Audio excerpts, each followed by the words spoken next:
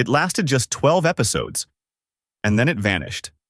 No long goodbye, no slow decline, just silence. And that's what makes Fawlty Towers so fascinating. How does something so brilliant end so quickly and still become immortal?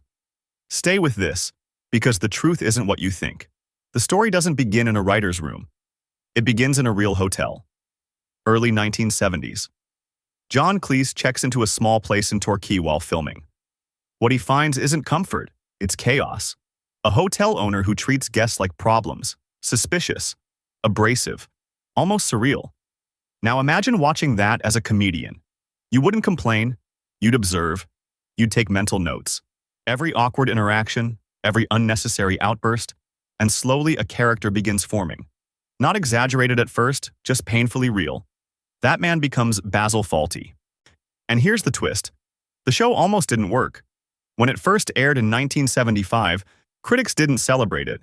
Some didn't even understand it. Too chaotic, too uncomfortable. But audiences, they recognize something deeper. Haven't you met someone like Basil before? Someone trying so hard to look important that they fall apart in the process?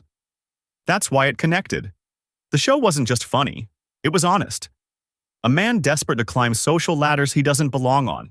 A marriage built on tension. A workplace constantly one mistake away from disaster.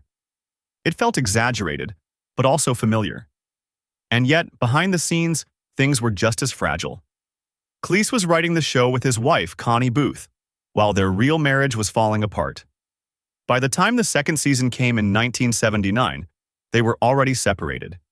Imagine creating comedy about dysfunction while living inside it. Still, they finished it, perfectly. Only 12 episodes, that's all. Not because it failed, but because they refused to dilute it. Cleese later admitted he didn't want it to become repetitive.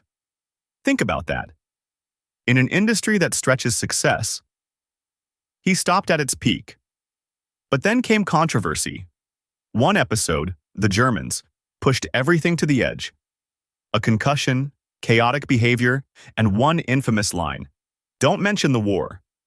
Funny, yes. Risky, absolutely. Some viewers laughed. Others felt uncomfortable. Debates followed. Edits. Even temporary removals years later.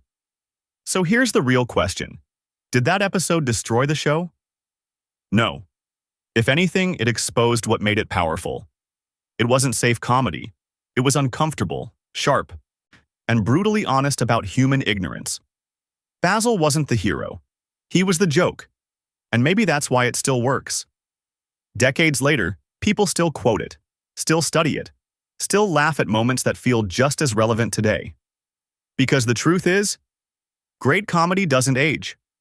It reveals. And here's the lesson hidden inside it all. You don't need 100 episodes to be remembered. Sometimes doing something perfectly, just once, is enough. So when you think about Fawlty Towers, don't think about how quickly it ended. Think about why it never needed to continue.